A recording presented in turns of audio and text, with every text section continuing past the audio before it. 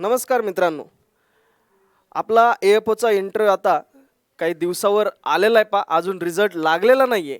परंतु बऱ्याच जणांचं म्हणणं असं आहे की सर मी इंटरव्ह्यूला असेल की नसेल की नेमकी मेरिट किती लागेल हेच मला माहीत नाही. तर नेमकी मी तयारी करू की नको करू? तर एक गोष्ट लक्षात ठेवा, मेरिट आपल्याला माहीत नाही किती लागेल काय लागेल या गोष्टी आपल्याला अंदाज पण लावू शकत नाही. तर त्याच्यामुळे एक गोष्ट कायम लक्षात ठेवा, जर आपला स्कोर जर चांगला येत असेल त्यातली त्यात जर समजा व्यवस्थितपणे जर स्कोर असेल तर आपल्याला इंटरव्ह्यूची तयारी आपल्याला करावं लागणार आहे. दुसरी महत्त्वाची गोष्ट अशी, ज्यावेळेस आपण इंटरव्ह्यूला जातो त्यावेळेस तर डॉक्युमेंटेशनची अत्यंत आवश्यक गरज असते.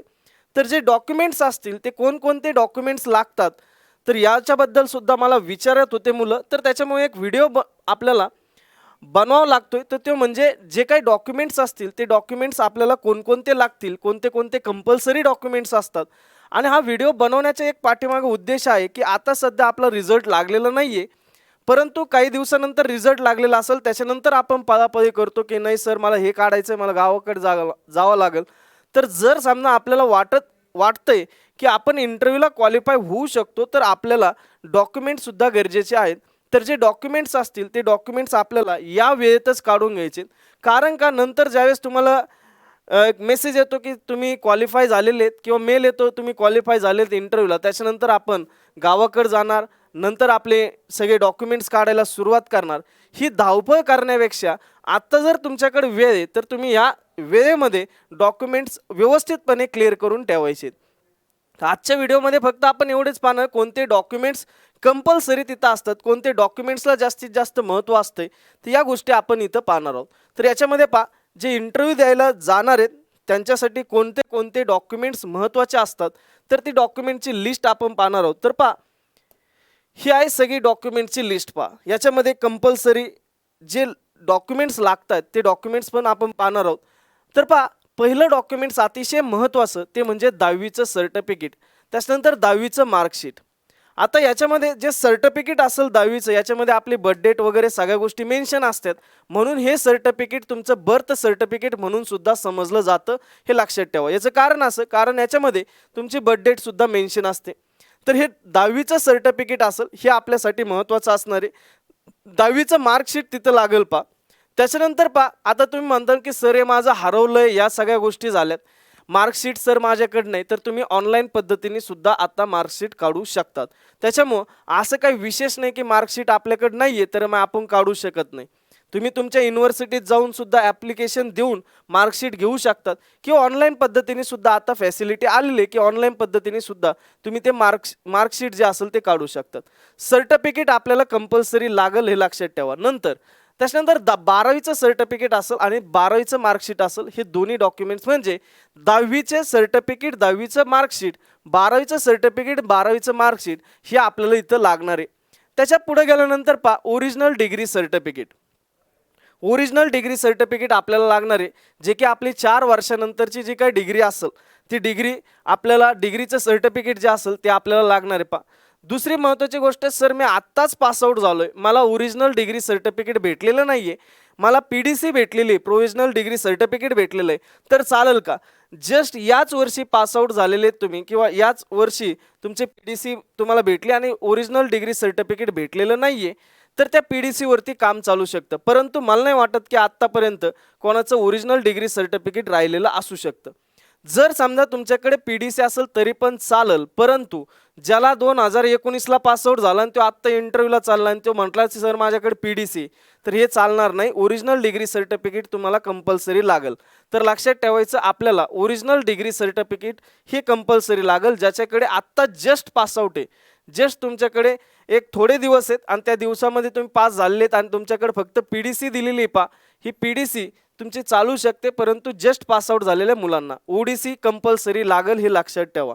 ज्या मुलांना पाठीमागं 2021-22 या पासआउट झालेले असेल, 23ला पासआउट झालेला असेल, कारण 23ला जरी पासआउट झालेला असेल तर तो आत्तापर्यंत त्याला ODC भेटते, त्याच्यामुळं ODC कंपल्सरी लागेल. पहा, पुढे गेल्यानंतर पहा, ट्रान्सक्रिप्ट. आता पहा, बऱ्याच जणांचा हा प्रॉब्लेम असतो याच्यामध्ये की सर आम्हाला प्रत्येक सेमिस्टर वाईज हे मार्कशीट मागतात का? तर पहा, प्रत्येक सेमिस्टर वाईज जरी तुमच्याकडे नसेल तरी चालेल, कारण का आपल्या ट्रान्स्क्रिप्टवरती सगळ्या सेमिस्टरचे मार्क दिलेले असतात, सगळ्या सेमिस्टरचे विषय सुद्धा दिलेले असतात, त्याला पडलेले मार्क्स, तो किती मार्क्सचा होता विषय, या सगळ्या गोष्टी मेन्शन असतात.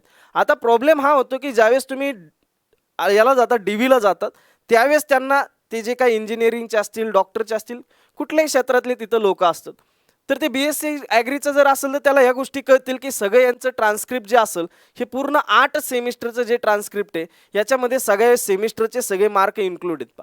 पण जर समजा ते ऑदर जर समजा असेल, समजा दुसऱ्या कोणत्या तरी डिग्रीत त्यांनी डिग्री घेतलेली, त्यांचं जे काय असेल ते सेमिस्टर वाईज सेपरेट त्यांना भेटतं. आपल्याला सेमिस्टर वाईज सेपरेट नसेल तरी चालेल, त्यांना हे सांगावं लागतं की सर आमचं जे समजा तुम्ही मागताय की सेमिस्टर वाईज मला मार्कशीट द्या, हे मार्कशीट आमचं एकच भेटतं, ते शेवटच्या वर्षी, ते म्हणजे ट्रान्स्क्रिप्ट असतं.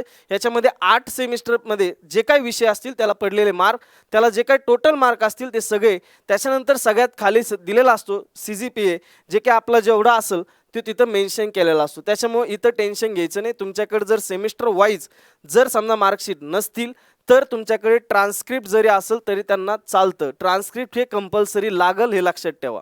नंतर कास्ट सर्टिफिकेट, हे सगळ्यात महत्त्वाचं आहे. कास्ट सर्टिफिकेट पहा, OBC असताल, SC ST असताल तर यांना कास्ट सर्टिफिकेट हे कंपल्सरी लागणार आहे. ओपन असेल तर त्याला कास्ट सर्टिफिकेट लागणार, EWSला सुद्धा सर्टिफिकेट लागणार आहे. पहा आता हे करंट फायनान्शियल इयरचं पाहिजे, लक्षात ठेवा. तुमची जर समजा जे काही इंटरव्ह्यूची डेट असेल ती 31च्या नंतर तर जात नाही, जर गेली तर समजा तुम्हाला ते बदलावं लागेल. पण जर समजा तुम्ही या फायनान्शियल इयरचं 2000 तुमचं या फायनान्शियल इयर म्हणजे 31 तारखेपर्यंत जर समजा तुम्ही सर्टिफिकेट काढलेलं असेल, त्याच्या आतली जर डेट असेल तर तुमचं फायनान्शियल इयर हेच आहे, त्याच्यामुळे ते चालतं, काही प्रॉब्लेम येत नाही. तुम्ही म्हटले सर मी डिसेंबरमध्ये काढलेलं आहे, वर्षाचे फायनान्शियल इयर हे 1 जानेवारीला चेंज होत नाही, त्याच्यामुळं डिसेंबरमधलं सुद्धा सर्टिफिकेट चालेल, काही प्रॉब्लेम येत नाही. पहा त्याच्यानंतर सर कास्ट व्हॅलिडिटी लागेल का, कास्ट व्हॅलिडिटी लागेल का, तर कास्ट व्हॅलिडिटी आत्तापर्यंत मागितलेली नाही, जरी OBC असेल तरी पण मागितलेलं, त्यांनी फक्त कास्ट सर्टिफिकेट मागितलेलं आहे. पहा त्याच्यानंतर हे तुमचं नॅशनल लेवलचं पाहिजे, नाही तुम्ही महाराष्ट्रातलं आणताल, OBC जर असेल तर तुम्ही आणताल महाराष्ट्रातलं OBC स्टेट सर्टिफिकेट चालत नाही, OBC साठी ते नॅशनल सर्टिफिकेट पाहिजे. म्हणजे तुम्हाला जे OBC असेल ते सर्टिफिकेट कोणत्या लेवलचं पाहिजे, नॅशनल OBC पाहिजे. पहा नंतर याच्याबरोबर तुम्ही जर SC ST जर समजा कॅटेगरीमधले असताल तर तुमचं स्टेट गव्हर्नमेंटचं सुद्धा चालू शकतं, काही प्रॉब्लेम येत नाही. जर नॅशनल जर काढता येत असेल तर 100% काढा, परंतु स्टेट गव्हर्नमेंटचं सुद्धा तिथं चालतं SC ST असेल तर या गोष्टी लक्षात ठेवायच्या. कास्ट सर्टिफिकेट EWS जे असेल ते EWS सुद्धा नॅशनल लेवलचंच काढायचं, लक्षात ठेवायचं.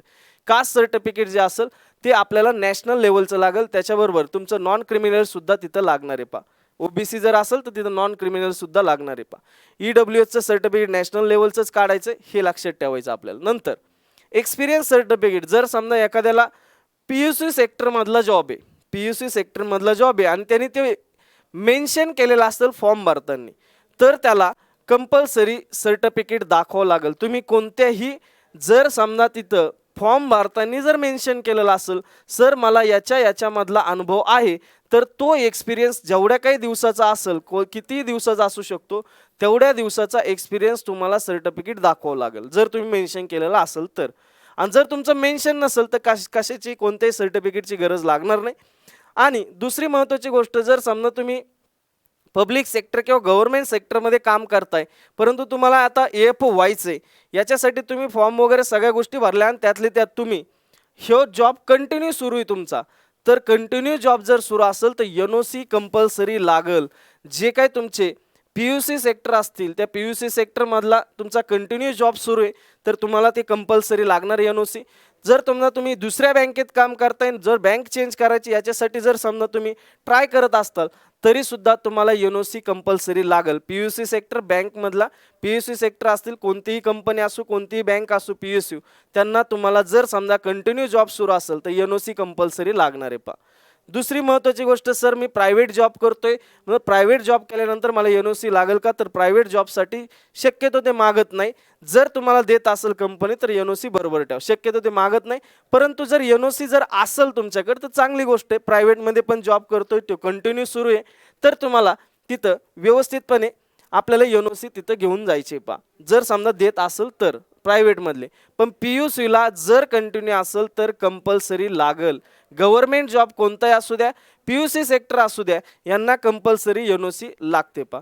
MSCIT कंपल्सरी आहे का सर? MSCIT कंपल्सरी नाही. याचं कारण असं, कारण तुम्हाला कुठला तरी एखादा कॉम्प्युटर बद्दलचं एखादा जरी सब्जेक्ट असेल ऑल ओव्हर डिग्रीमध्ये तरी पण चालतं, काही आपल्याला कॉम्प्युटर होता त्याच्यामुळे इथं काही प्रॉब्लेम येत नाही. सर माझ्याकडे MSCIT सर्टिफिकेट नाही आहे, मग मला घेणार की नाही घेणार, ते कंपल्सरी लागतं का?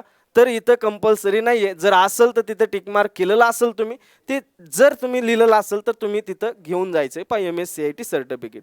नंतर नॅशनॅलिटी असेल, डोमेसाईल असेल, हे कंपल्सरी लागत नाही, पण तुम्ही ते काढलेलं असेल. आणि कारण तुम्ही इथं पेपर देताय, भारतात पेपर देताय म्हटल्यानंतर तुम्ही नागरिक असल्याशिवाय पेपर देत नाही. तुमचं आधार कार्ड म्हणलं भारतातले पाहिजे तुम्ही. नॅशनॅलिटी तिथं सर्टिफिकेट कंपल्सरी लागत नाही. त्याच्यानंतर डोमासाईल सुद्धा कंपल्सरी लागत नाही. कंपल्सरी लागतेत कोणते सर सर्टिफिकेट? 10वी 12वीचे मार्कशीट आणि certificate, original degree certificate, transcript आपल्याला ओरिजिनल पाहिजे, कास्ट सर्टिफिकेट पाहिजे म्हणजे पाहिजे. जर OBC असेल तर नॉन क्रिमिनल, आणि त्याच्यानंतर तुमचं नॅशनल लेवलचं कास्ट सर्टिफिकेट कंपल्सरी पाहिजे. EWS सर तर EWS सुद्धा पाहिजे, कंपल्सरी पाहिजे. त्याच्यानंतर सर अजून मी SC ST जर असेल तर SC STला नॅशनल लेवलचं जर निघत असेल तर काढून घ्या.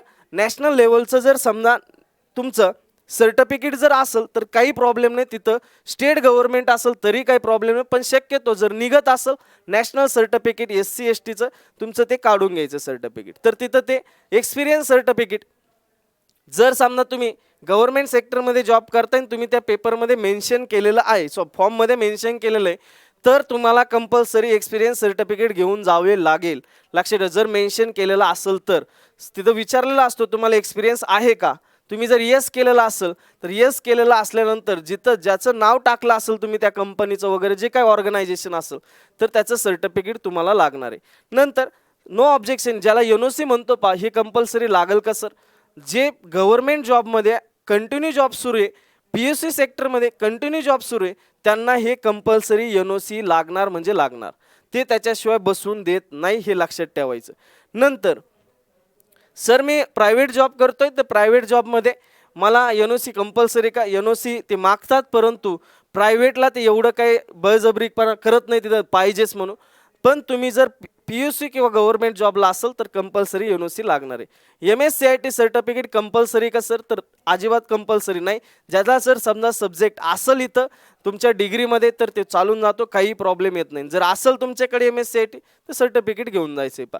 नॅशनॅलिटी सर्टिफिकेट आत्तापर्यंत त्यांनी मागितलेलं नाही, काही प्रॉब्लेम नाही. नसेल तरी डोमासाईल पण आत्तापर्यंत मागितलेलं नाही. तर एवढे सगळे डॉक्युमेंट्स असतील, हे डॉक्युमेंट्स आपल्याला कंपल्सरी बरोबर ठेवायचे. जर समजा तुमच्याकडे आत्ता जर समजा वेळ आहे तर या वेळेमध्ये तुम्ही गावाकडे जाऊन हे डॉक्युमेंट्स जर एखादं नसेल तर ते डॉक्युमेंट्स तुम्हाला काढून घ्यायचेत. लक्षात ठेवा, डॉक्युमेंट्समुळे आपलं सिलेक्शन जाता कामा नये.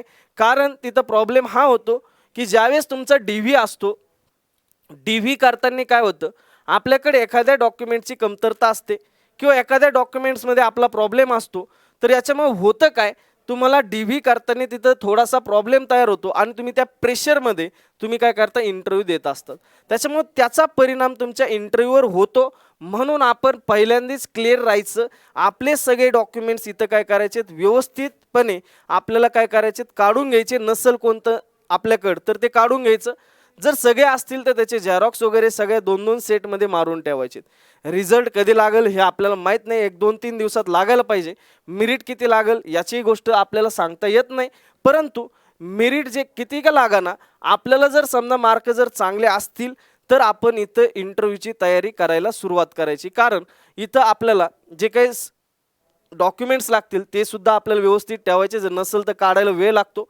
एक तर रविवारी शनिवारी सुट्ट्या वगैरे, त्याच्यानंतर पुढं गेल्यानंतर शिवजयंती, या सगळ्या गोष्टीच्या सुट्ट्या येतात. त्याच्यामुळे होतं काय, आपल्याला जे अधिकारी लोक असतात ते आपल्याला लवकर भेटत नाही, आपल्याला वेळ लागतो.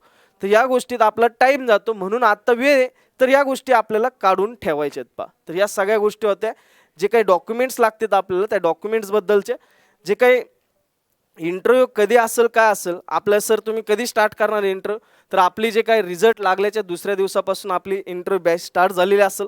त्याच्यानंतर इंटरव्ह्यूसाठी सर प्रिपरेशन केलं पाहिजे का सर, इंटरव्ह्यू मॅटर करतो का? तर जर याचं जर समजा तुम्हाला जर अनुभव ऐकायचे असतील तर जुन्या मुलांना तुमचे जे काही ओळखीचे असतील त्यांनाही विचारा इंटरव्ह्यू किती मॅटर करतो.